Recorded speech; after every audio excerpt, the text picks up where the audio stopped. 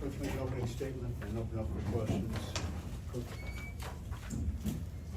Yeah, obviously a gut-wrenching loss, to say the least. Thanks to our fans, they were unbelievable today. It was hard to hear throughout the game. What an environment. Coming down Bluff Road when we got into the game, seeing all the cars with Gamecock flags up and down Bluff Road, all the people holding their hands out the window with the Spurs Up sign. They were awesome. Really proud of our team and how they played today. That's not a surprise. I mean, I knew we would. That's who we are. That's the culture in this football program right now. That the culture in our program is stronger than ever, and it was on display today. Give Alabama credit, to be down on the road going into the fourth quarter about 8 points, and to do what they did in the fourth quarter, give them credit. I just told our team in the locker room, we got to finish. We're got an 8-point lead at home. The crowd is losing their minds in there. It's electric. And we got to go finish. And we didn't finish, and they did. So that's a hurt locker room in there, as you can imagine. Proud of our guys, the way they played inspired football today. We're going to be sick when we watch this tape, just missed opportunities that we had. And we talked to them I talked to them at the hotel before we came over here about the 2010 game when we beat Alabama here, and they were #1 in the country. And we talked about all the great players in that game that just made so many individual plays. The catch that Alshon Jeffrey made on the Alabama sideline that everybody always, still see all the time, and he made with a one-handed catch, and the way Marcus Lattimore and Steven Garcia played that day, and Stephon Gilmore and all those guys. We talked about it at the hotel, that's what won that game that day, team football, and that's what was going to win the game today, offense, defense, and special teams, team football, and that we were going to have a lot of guys make a lot of just great individual plays. And we had a lot of guys that did that, but we had a lot of opportunities that we missed too, of plays that were there to be made that we didn't make for whatever reason. So disappointing finish. Again, thanks to the fans. Know our guys will respond the right way. We get to go compete again next Saturday in Mississippi, and we got a big challenge, and we'll get right back to work. Tomorrow, just a couple things before opening it up for questions. I want to send my prayers to Jay Phillips from 1075. I know he's getting ready to going through a tough time and has got a battle in front of him, but I know that Jay's getting ready to kick the butt of cancer here going forward. Also, I want to send my prayers to the family of Doyle McBride. He was a great Gamecock that, back when I was here as an assistant coach, he used to take Coach Spurrier and the assistant coaches on a golf trip in February down to the Dominican Republic every year, and was a great friend when I was an assistant coach here, and was a great friend still when I came back as the head coach, just the sweetest man. And he passed away this week. Thinking of him, and definitely want to shout out, I apologize if I pronounced this wrong, but Gabrielle Brault. She is a honors college student here at Carolina. She's a junior. She was studying abroad earlier this year, and while she was studying abroad, was diagnosed with a very, very, very, very aggressive form of cancer. Had to drop out of school and do everything online as she fights this battle. She's celebrating her 21st birthday tomorrow, and was here in attendance. So it's what Gamecock Nation's about, that somebody that's truly fighting for their lives right now, a junior in college that should be up in the cockpit with all her friends. And thanks to them today, the cockpit was awesome. Instead, she's fighting for her life, but still wanted to come down here for her 21st birthday and watch the Gamecocks play. So wish we'd have been able to get a win for her on her 21st birthday tomorrow. But thinking of you, Gabrielle, and with that, I'll be glad to take it and finish today. Okay. Shane, you've had to deal with a lot of tough things this year, and I know at times you probably had the world on your shoulders. How do you personally cope with the things you've had to deal with? Yeah, it's hard. I meant what I said Tuesday in the press conference as the head coach and the leader of this program. I feel like I'm letting a lot of people down. And I know today a lot of people down that we weren't able to get this win because our players put so much into it. And I wish I had something I could say to them to make it better. I know our fans hurt, but I just told the team in the locker room, Dick, like it's been a tough year, and that weighs heavily on me as the leader of the program. And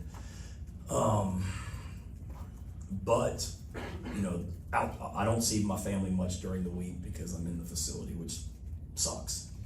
But outside of seeing my family, when I come home at night, if they're still awake, the best part of my day is the 4 hours that I get to spend with the players when they come in our building. And they're just an awesome group of kids, and I really hurt for them. But I love coaching them. I love spending time with them, and I realize that everybody is, looking to me as the head football coach. So I know if it's weighing on me, then I'm not doing my best to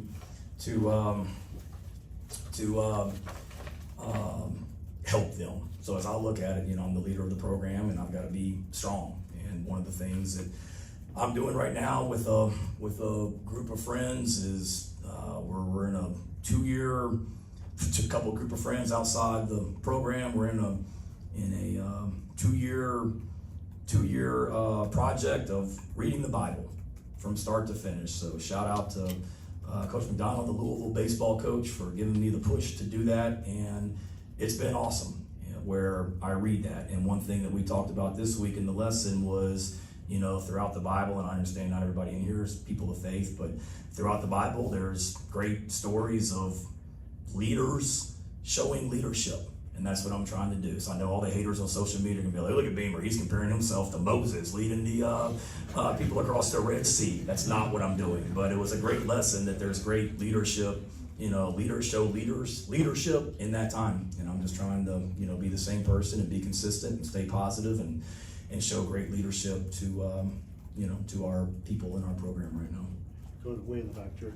That we needed to, it's easy to say, simplify, but we were probably less volume in the game plan today, just because I told Mike and the offensive coaches, we ain't gonna out scheme Alabama. Let's get whatever our best freaking stuff is schematically, and let's get it in the game plan and figure out who our best players are, and just feature our best plays and our best players over and over and over again. I don't care if we have 10 plays in the game plan, just run those 10 over and over again. So we tried to really dial it in. We do that every week, so it's not, Shane took till game 8 to figure that out. No, we do that every week, or 7, whatever today was. But really just kind of trying to condense on what we're doing. We wanted to be able to, spread them out a little bit more with a few more open sets, whether it be empty or, 2x2 open, 4 wides, whatever you want to call it, just to kind of spread them out and bring less people into the box for our offensive line and tight ends to have to block. We wanted to be able to, run him.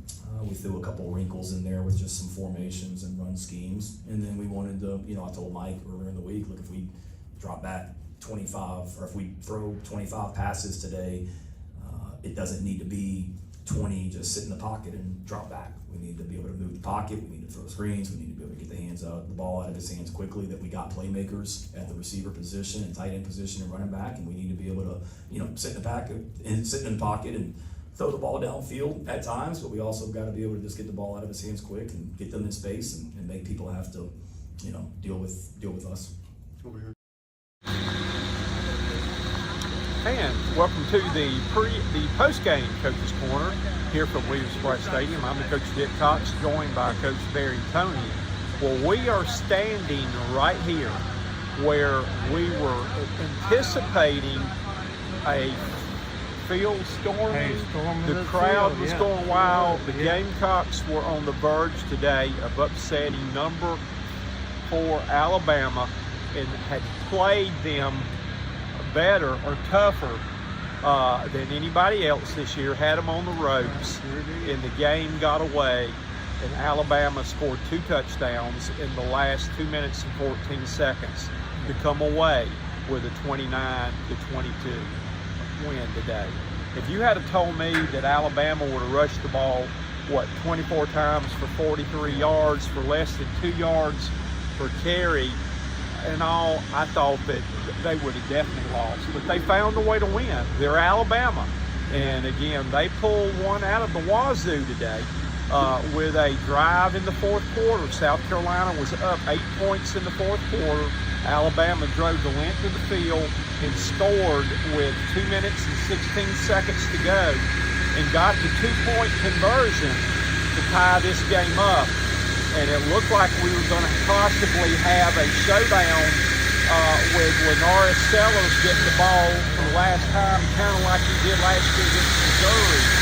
But he got stripped of the ball and fumbled on his own 35-yard line, and from there, Alabama was able to come down and get the win. So You're right there, Coach. I tell you what, kudos goes to the Gamecocks. They put forth a valiant effort today, and what Bama did, I'm a young man, 75 years of age. I've been watching college football for 65 years and watching Bama and the way they play. And you've got to literally play the entire 60 minutes for it to be. South Carolina coach Shane Beamer said that the storyline and what he's told his team in the locker room, you've got to finish. You have got to finish the game. And they had a chance to finish the game and come away with a huge win that they desperately needed this game today. And it was a winnable game, which nobody gave them a chance. I believe they were an 11.5-point underdog, but they did not finish. And to answer a question, a lot of people wondered about that last touchdown that was scored by Alabama to go up by the score of 29-22. The Gamecock defense was told that if Alabama on the third down play got the first down, to go on and let them score, because if you tackle them, then all they're going to do is run it down and have a chip Like size field, chip shot field goal from there. So that's why we saw DQ Smith even admitted that he had a chance to knock the guy out of bounds about the 15-yard line, but knew that he had already gotten the first down when they ran the trick play there, let him score, and at least give the Gamecocks the ball last with a chance of maybe pulling out a miracle and giving them one last chance. That's right there, Coach. And then Linares, he's kind of like a Superman now, but he can't do it all. He was doing his best, I believe, to end the game. He got sacked on about the 3 or 4 yard line, something like that. The last play of the game he did, but the clock was running, really didn't have anything else to do. But there were a couple of other stories in the game too. The Gamecocks came out, took the ball first, went down, got a field goal, had a nice drive of over 7 minutes to get a field goal with it first, and then held Alabama. South Carolina got the ball back. Linares with a nice check down pass to Rasul Faison. The ball hit him right in the hands and went and ricocheted off his hands into the Alabama players' He went about 20 or so yards hands for the pick six. And for the longest time, that was, Alabama's score. And again, it was 14 to 6 at the half. 14 to 6 at the half, yeah. But you got one possession game, yeah. You got to take away South Carolina gave them a touchdown on the easy ball that should have been called, that was returned on a pick six. They missed the field goal that was inside of about a 47-yarder, kicked it wide, had the leg on it, so that's 3 points they gave away on that too. And then Linares Sellers in the third quarter had an amazing run for a touchdown, and mysteriously, as you see in a lot of Alabama games, South Carolina was called for holding on the play, nullifying the touchdown, and they had to settle for a field goal on that. So it's a lot of what ifs, Anna, and stuff like that, but it just wasn't in the cards for South Carolina. You're right there. Like I said, Gamecocks, they did their best, and they played the Alabama mightily all the way throughout the game there. But what it amounts to, toward the end, one team makes the plays and the other team may not make it. South Carolina did hook up with Linares Sellers to Nick Harbor on, I think, their first possession of the second half for a big pass right there. I believe that pass went 54 yards on the play, and I had a chance to ask Nick Harbor what he saw. He was double teamed about every play, but on this particular possession, he said the safety rolled over the other way, and he had one-on-one coverage. There was nobody to help doubling on that one, and he was able to beat his man deep. And he said it was a perfectly thrown ball, and he was able to get it in. But he did comment too about the double teams and everything he saw right there. He said that's fine with him, because if he's double teamed, then that's going to give his teammates some opportunities. And he says he's more than happy of that for some of those guys. And Linares also made the comment too, was asked about his brother, who was seeing more and more, 2 or 3 times with him. more and more playing time, and even connected on a big 4th down play. And he said, to his brother's credit, that was a busted play, that his brother saw what was open and ran a different route to get open to catch that. So he said his brother is improving, and he said he's really enjoying, seeing him grow and be a part in the rotation now too. I tell you what, Coach, he ran some good pass patterns. He made the play, so he's certainly worthy of playing quite a bit more. Sellers today was 18 yards rushed, 18 carries for 84 yards rushing. Passing today, he was 18 for 32 with 1 interception for 222 yards and a touchdown.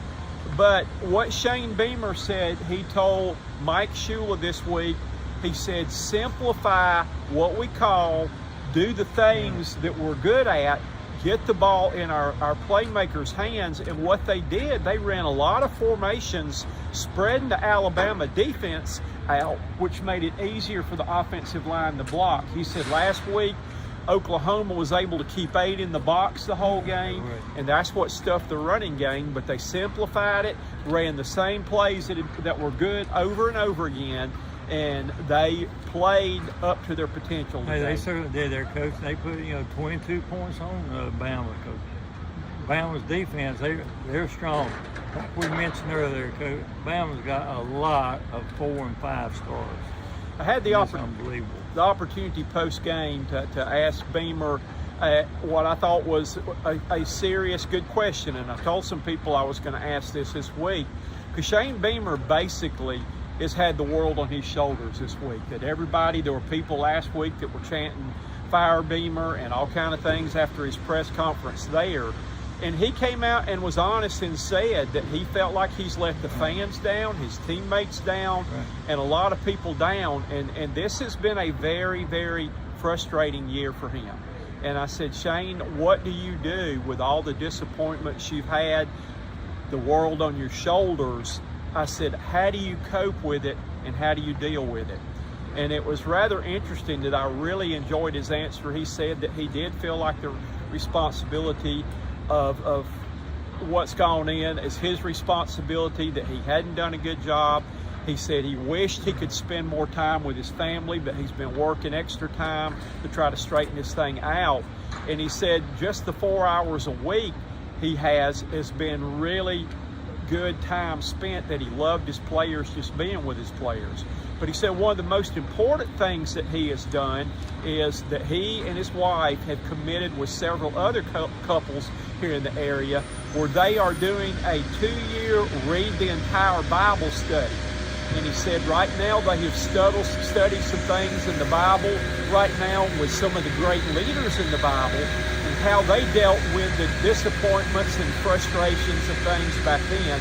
And he said, I know the media will come out and probably say that Shane Beamer thinks he's Moses, but he said no. He said, I've really enjoyed studying the Bible with this Bible group.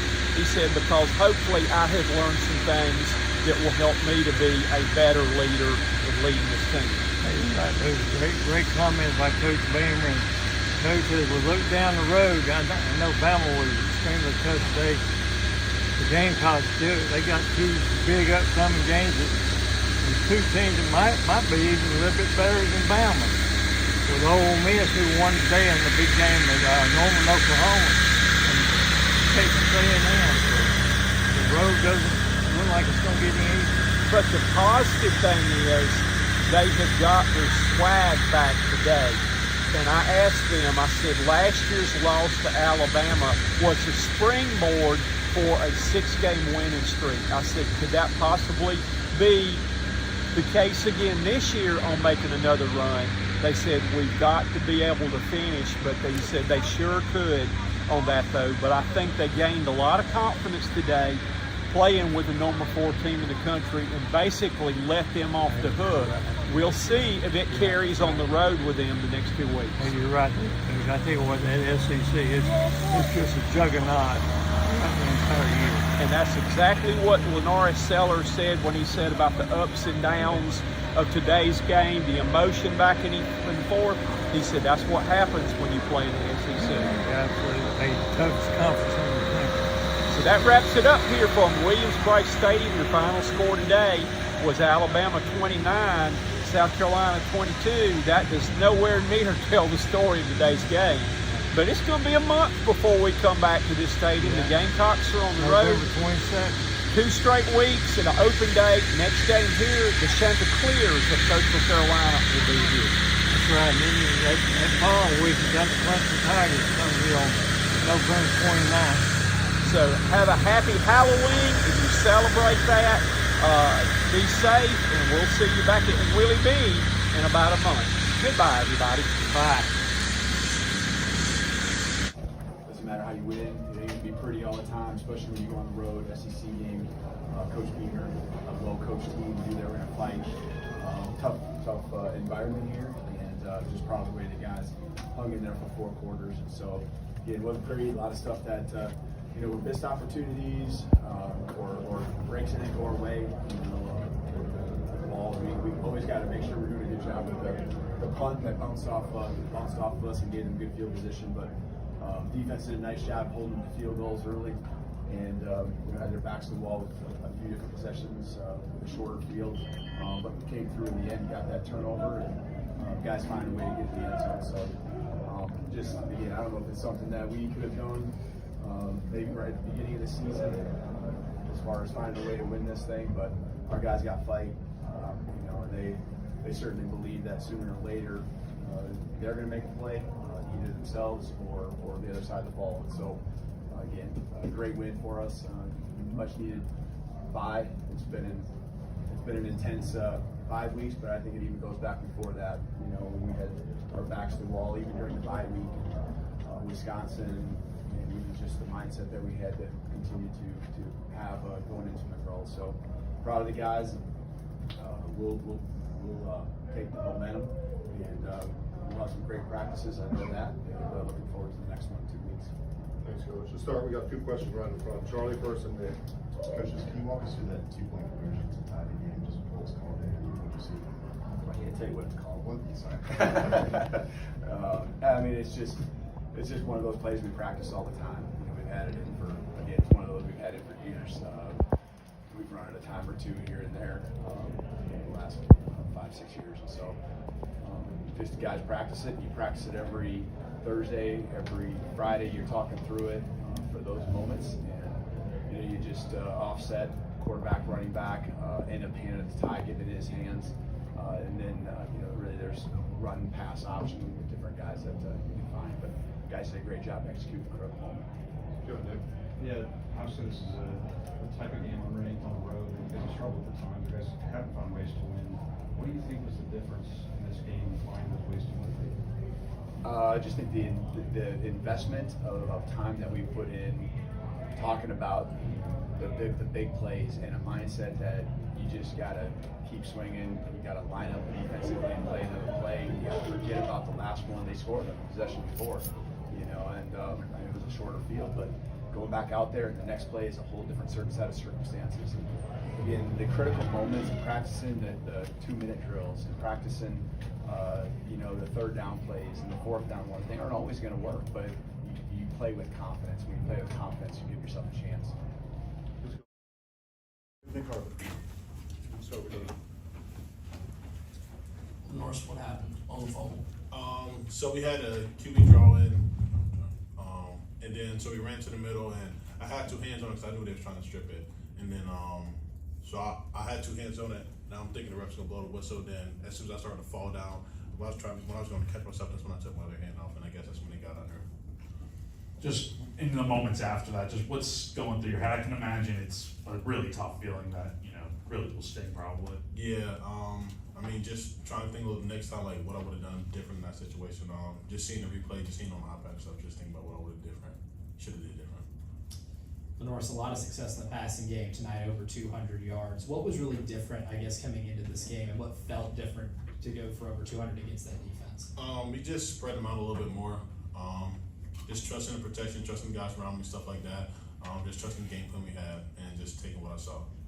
Norris, how do you balance tonight? Obviously, the most recent thing you'll remember is the fumble, but the night you had, you were the offense in a lot of ways through the passing game and on the rushing, in the running game as well. How do you kind of balance that when you look back? And obviously, you can be disappointed in it, but you were a big part of the offense tonight as well.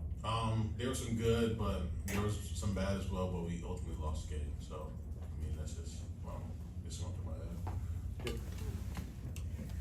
Nick, can you talk about, I know you were double teamed pretty much all night, but how you got free on the long touchdown pass? What happened? Coach Shula just called a great play. He put a great ball out there. Just wanted to go get it. We seen the safety was down, or a free safety or the strong safety was in the middle of the field favoring the other side. So, you know, just tell him to go run and go get it, and that's what we did. Way in the back there. Nick, right over here. What from tonight stands out as the make or break moments of the game tonight? What stands out is just, you know, we played a great game. Some moments, you know, we just didn't do our best, but, you know, we're going to rebound and stuff like that. Like, we got all trust in this guy right here. You know, he messed up on the play, but it is what it is. We still got his back, so we're just going to keep rebounding and just go get ready for the next game. Jack. Norris, way earlier in the game on the pass to Sewell that goes off his hands and gets picked off. Just what was your viewpoint on that play? Did you guys get a chance to just talk about what happened after?